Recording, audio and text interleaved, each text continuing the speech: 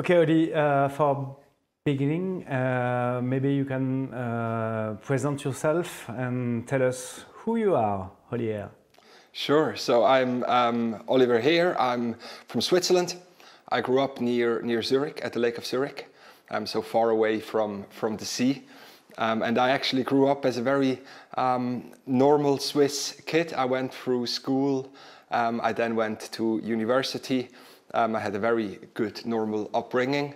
I always sailed, so I started sailing when I was like 5 years old on an Optimist on the lake. I did a lot of sailing, but always just as a hobby.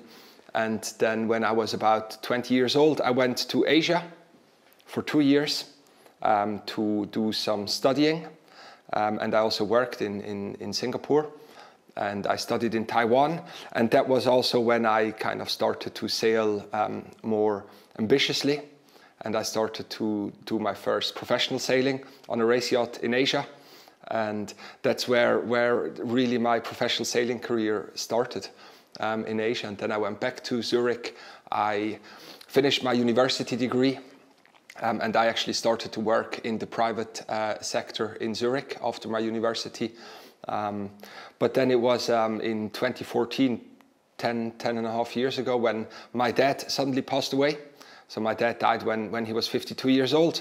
Very suddenly with a heart attack, and it made me think whether or not I really want to work in an office at a computer for 10 hours a day for the rest of my life. And I think once you ask yourself this question, it's too late. So I quit my job 10 years ago, and I moved to England and tried to become a professional sailor, because I thought, you know what? Life is too short. You need to do what you really love and really enjoy doing. And then I moved to England 10 years ago.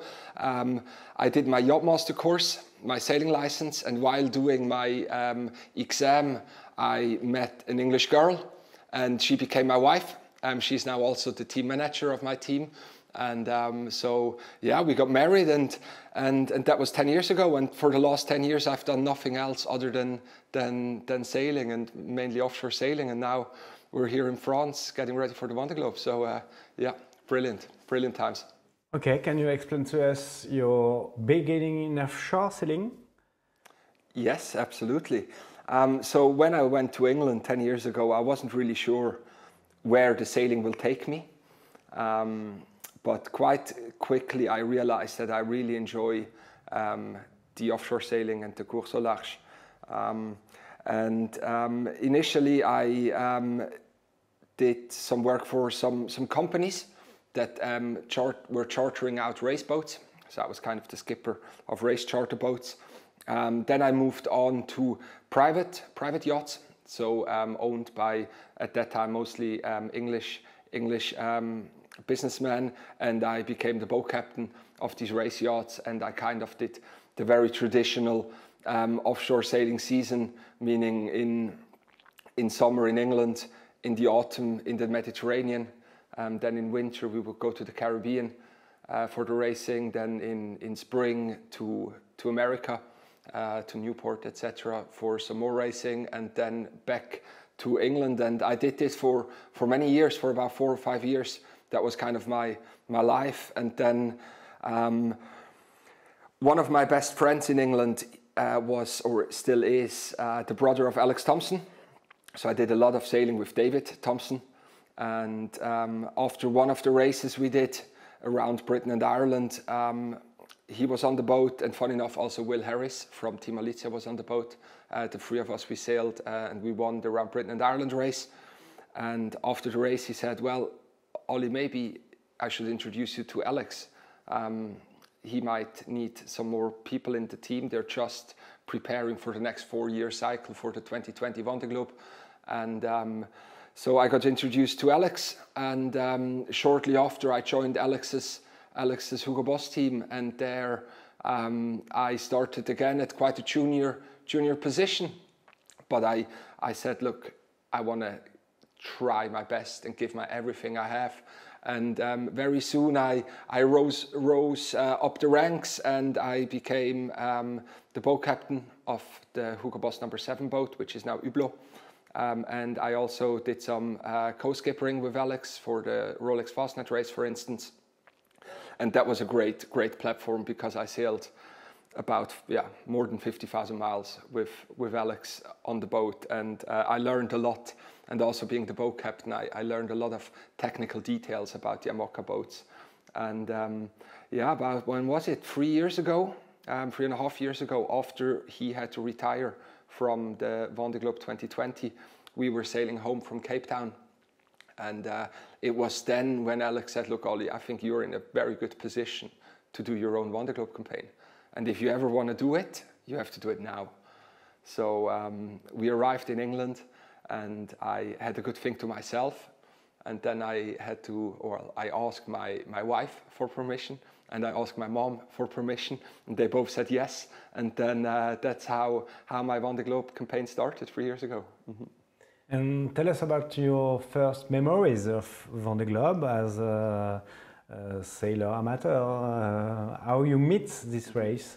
Yeah, absolutely. I mean, when I grew up, I was born in the 80s, so my early childhood, there was still no real internet or social media, so you followed the race very differently compared to today. But I always remember following all the big round-the-world races, the Vendée Globe and the Whitbread round-the-world race. And I had all the magazines, I had all the posters.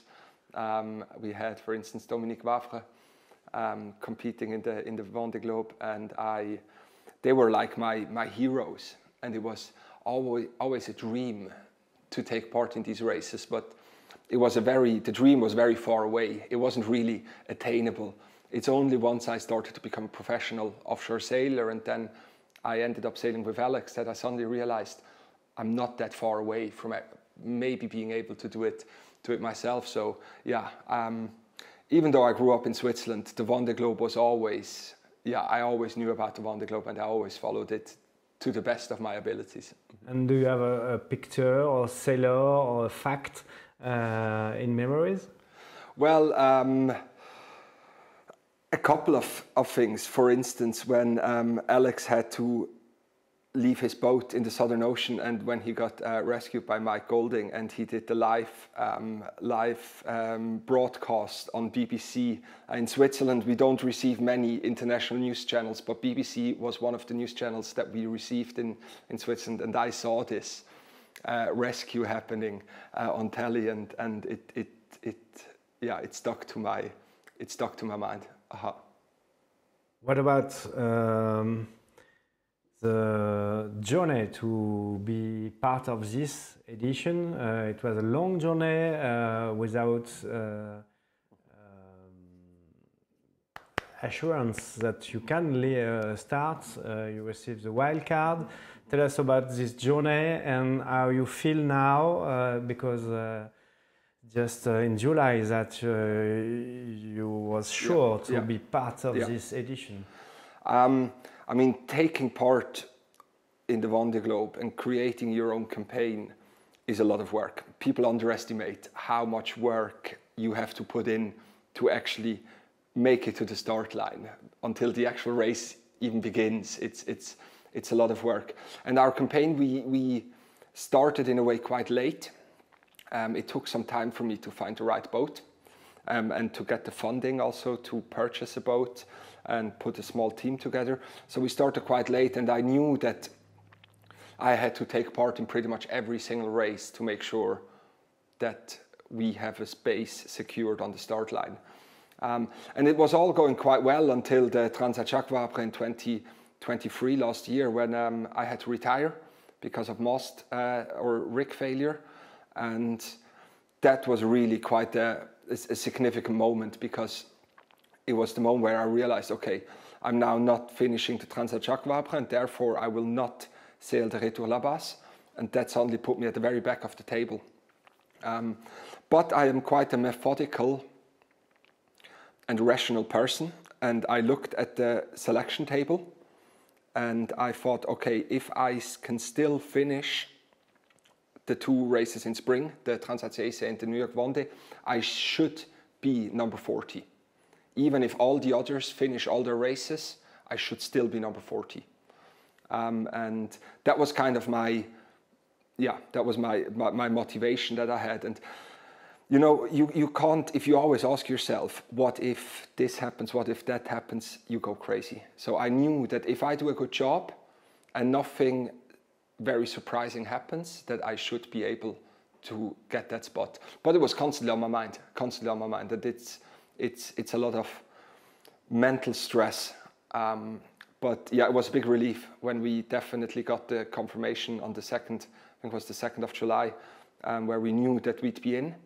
And also, it's not just for my own or for the team's perspective a big benefit. It's also for the sponsors, because we had some sponsorship involved from Switzerland, but a lot of the partners were very hesitant to increase their involvement until we actually had the confirmation that we're in the Vendée Globe. So once we got accepted into it, 2 weeks later we found our title sponsor. And then suddenly from the financial side it got better as well, and also just in time to order new sails and do a big refit now this summer to make the boat ready. So yeah, it was stressful 2 years. It is still quite stressful, but I'm living my dream, so I'm not complaining. And the 2 transats were very hard for you, it was very tough. The first one, yeah, the first one was very tough. The Transat Essay, we did a lot of electronics upgrades in last winter, and we still don't know exactly what happened, but I basically, my autopilot did something funny for only 1 second, but it was a bad second, and at the same time I had maybe a bit too much sail area up. I was trying to go a little bit too fast, and I ended up rolling my boat, and I lost all my electronics. So I had to sail the last 1,300 miles without any electronics on the boat, and sailing a 60-foot IMOCA with no autopilot and no navigation system, no software, no computer is not easy. So I went back to the old paper chart, and I navigated my way to the finish line in New York. But again, the motivation was so big. I knew that I had to finish this race, and there was just, for me, there was no plan B. It was only the finish line counted within the deadline, and I knew that I can reach the deadline easily. And once you remove the plan B and tell yourself that there is no other option than to finish this race, it's amazing how much strength and energy you can collect to actually then finish the race. And finally, it was a good warm-up. Yes, exactly. On one hand, it showed me some weakness in my boat. The battery system, for instance, we realized was a big weakness, the way it was set up. So we've changed this now in summer. So on the one hand, yes, how the boat was set up, we took a lot of learnings from it, but also it gives me a certain confidence that even in one of the worst case scenarios of losing power completely on the boat, I was still able to sail 1,300 miles to land safely, with the boat safe and me safe. And this gives me a lot of confidence and also a certain sense of safety for the Vendée Globe, because I won't be much further away from land than these 1,300 miles. And tell us about how you feel as a sailor, just in front of this big race, big moments in your life, how you feel ready in all the sector you need to manage? That is a very good question. I think you're never 100% ready. Time is the resource that is the most crucial and the most scarce. A lot of people keep asking me, why does the Vendée Globe only take place every 4 years? And I think it could easily take place every 5 years, and you would still be very busy all the 5 years. So trying to manage your time and getting everything ready is not easy. And yeah, I think at some point you just have to say, okay, now it's time to go. There is always a job that's left to do, or maybe we could upgrade this, or maybe we could upgrade that. But at some point, personally in my head, I have to say, okay, I am now ready and the boat is in a very good state, we are ready to sail solo non-stop around the world. But I'm nervous. I won't lie. I'm nervous, and it's my first time doing the Vendée Globe. And I think anyone who isn't nervous in my position is a bit of a crazy person. And how you manage with this stress and fear before this race? I think, you know, and I recently also talked to Alex about it. You know, you just take one day after the other. You work hard, thoroughly through your list. You give your best every single day, and you just let the 10th of November approach naturally. And when it approaches, you will be ready. But you know, you mentioned fear. Fear, I believe, is a very powerful thing, because it shows that the Vendée Globe is very important to me. If I wouldn't be nervous and I wouldn't be slightly scared, I would not take the Vendée Globe serious enough. And having a bit of nervousness shows me that it's very important to me. And having a little bit of fear shows me that I'm aware of the risks and that I know about the implications of what I'm about to do. And that in turn gives you the energy to now work really hard on the boat and on yourself to be in the best possible shape when the start line, the start gun goes on the 10th of November. And tell us about how you see the course, because you don't know a lot of the seas you will go through. What's your picture of the course? I mean, I have sailed a little bit in the south, so I have. It's not completely new to me, but it's completely new to me solo. I think a very important bit is setting your objective correctly. So I know that with my Deckerboard boat, I have a very reliable boat, but it's not necessarily, it's not the fastest boat, and I will not be in the top whatever. But that's okay for me for the first race. But what that means is that reliability and safety is much more important than pure performance. So I have to be very careful of looking after myself and looking after the boat, especially in the first 2/3 of the race. That I don't do something stupid in the Atlantic, that I don't risk too much in the south, that I'm then ready to sail a little bit more aggressive or a little bit faster in the second time we're in the Atlantic when we sail up north again. So it's all about managing your objectives, I believe, and being, how should I say, execute your plan of what you have in your head, and don't get carried away and break the boat in a stupid situation. And what are your expectations about this sailing solo, 3 months, maybe more? How you manage with that? Sure, it's a big challenge. The thing is, I am quite lucky that I actually enjoy being on my own. I don't know if you have this word in French. In English, you have a word, it's called solitude, which is kind of being alone, but in a positive way. In the German language, this word doesn't exist. Being alone is automatically associated with negative feelings, and for me, that's not the case. I'm actually very happy on my own.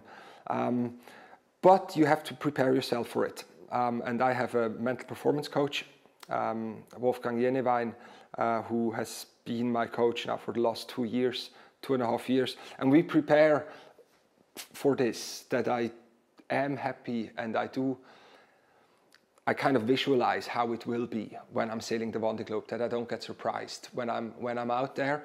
And if I ever have a bit of a problem and with my mental state or my emotions, then I learn tools that I can apply to then make it better, or don't stay sad or angry or frustrated or whatever then the emotion is.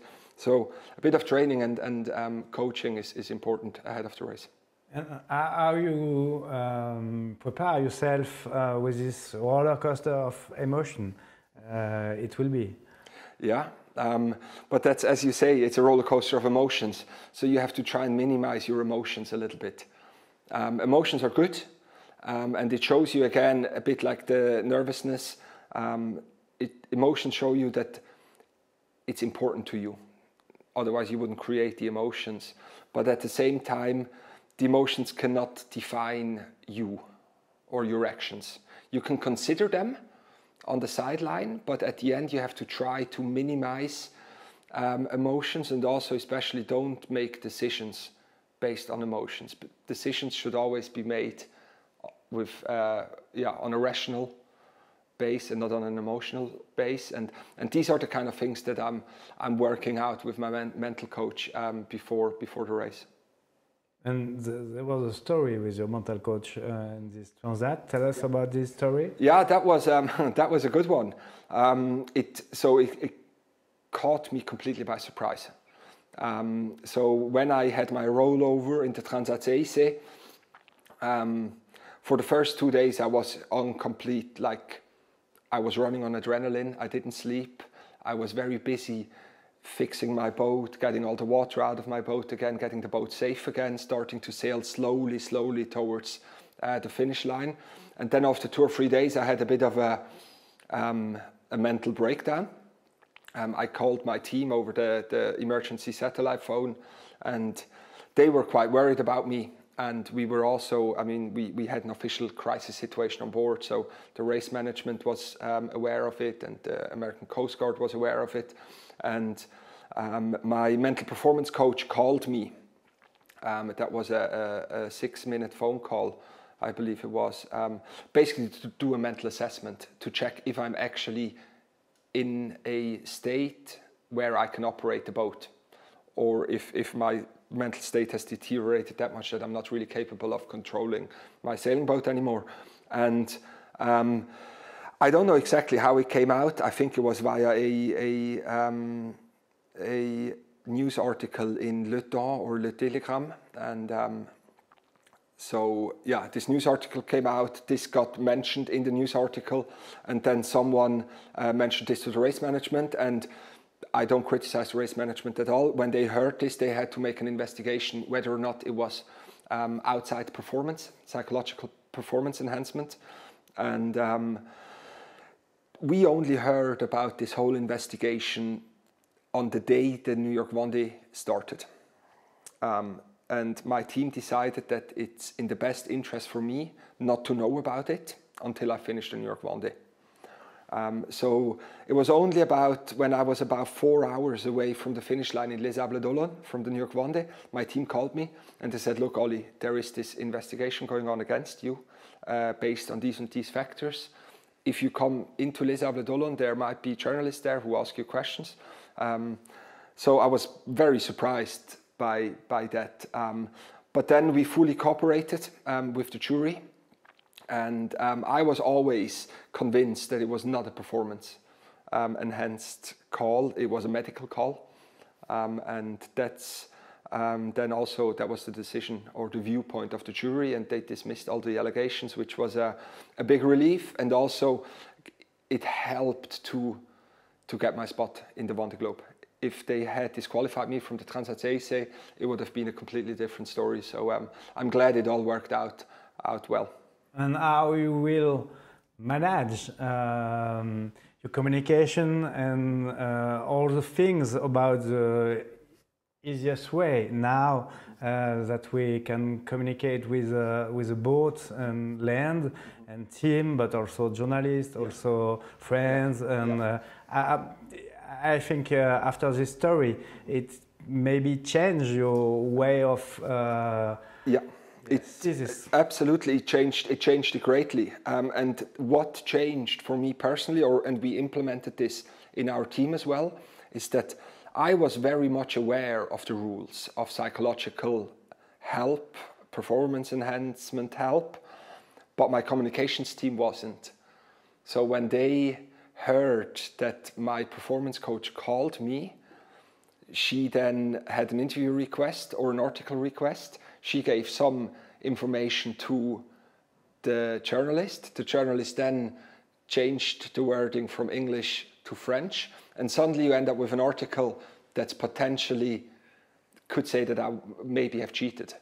So it's very important, and that showed it to us. It's very important that the whole team knows about the rules, what's allowed, what's not allowed, and also to have you know, certain proofing mechanisms in the team, that it's not just one person who will give information to a journalist without another person checking that it's actually the truth that's in this article or not. And for us, it might be a little bit more difficult because we are a very international team and very multilingual. So we have a communications manager, but she speaks English, not much French, but quite often we have the French media talking about us or writing about us, and we have the German and the Swiss media writing about me. So it's difficult to have a coherent picture all the time of what's actually happening. But it was a good lesson. It was a very valuable lesson to us. Mm-hmm. And how you feel with this easiest way to communicate, maybe with Starlink, or everything is just than past edition and Sailor now? It's very different. I mean, when I started offshore sailing 10 years ago, you had a weak satellite connection, and yeah, that was it. You could download weather files and you could download some basic files, but that was it. And nowadays with Starlink, it's a new world. And for instance, I use Starlink as I use a normal satellite system. So I turn it on once or twice a day for half an hour, and that's it. So I still sail the boat very much offline. I think for other boats, I don't know, they might do it differently. If you run Starlink all the time, you're always connected. And I don't think that helps the performance of the boat. At the end of the day, it's still you and the boat. And I think that's the beauty of solo sailing as well, or of offshore sailing in general, that you're away from the media, from the news, from the world. And that's why I am very I'm very strict that I have Starlink, but I only use it once or twice a day to download, upload, and then I turn it off again, because otherwise you lose the beauty of sailing. Can you explain to us the feeling in Switzerland now? Because you will be with Justine, with Alan, for the first time, the second nation after French in Vendée Globe, and you're the first German language to will part in Vendée Globe. Mm-hmm. I mean, I think it's great. I'm very happy that there are 3 sailors from Switzerland taking part, and I think if you compare Justine, Ellen, and myself, we're also 3 very different personalities. And in the French part of Switzerland, in the Romandie, sailing, and especially the offshore sailing and the short-handed sailing, is much more common and well known than in the German part of where I'm from. So I think for me it's also, you know, a bit of a challenge or a task to educate the people what the Vendée Globe is. And so far I think I've done a good job. All my sponsors are from Switzerland, from the Swiss-German part, so they already see the value the Vendée Globe can have. And we have also a lot of interviews and meetings with the media. Swiss people, they are fascinated by it. I don't know exactly why. I think the Swiss, they also have a link to the outdoors. A lot of them spend time in the mountain. I every now and then compare solo sailing also with mountaineering, because you're away from the world. There's no pause button. You're exposed to the elements. And it fascinates them. And it's one of the big objectives that I have for this race also, is to tell an authentic story and an honest story to the Swiss people of how it actually is to sail solo non-stop around the world. Last question maybe, what would be a good Vendée Globe for you? That is a good question. That is a very good question. A good Vendée Globe for me, I think in a way I have 3 aspects there. One is the performance aspect, the sporting aspect. I have a non-foiling boat, yet I think my boat among the non-foilers is a very good boat, and we have done a lot of upgrades to it. So I would love to see me being in the front pack of the non-foilers, whatever that might be in terms of results, it depends. But that's one aspect that I do a sportingly good result within my limitations. The other thing is I want to, as I just said, I want to tell an authentic and honest story to the public of how it is sailing the Vendée Globe, especially to the Swiss, as they don't know it that well yet. And then the third one is, so we have a big sustainability program in my campaign. So we carry a ocean sensor on the boat, similar to Malizia and Fabrice Amadeus boat. And I would like to collect as much ocean data as possible. Because if you're honest with, or if you're realistic, there's a very good chance that I don't finish the race. And if this happens, I do not want to feel like I haven't achieved anything. Now in the last 2 transatlantic races, I think we've collected like 800,000 data points for ocean sensor data points. And if I can collect constantly data, at least if the worst happens and I cannot make it to the finish, at least I can tell myself, look, I've actually done some significant help to the science community to further understand our ocean. So that's the third one. So it's, yeah, good sporting result, a good storytelling, and a collection of ocean data. Merci beaucoup. Perfect. Thank you very much.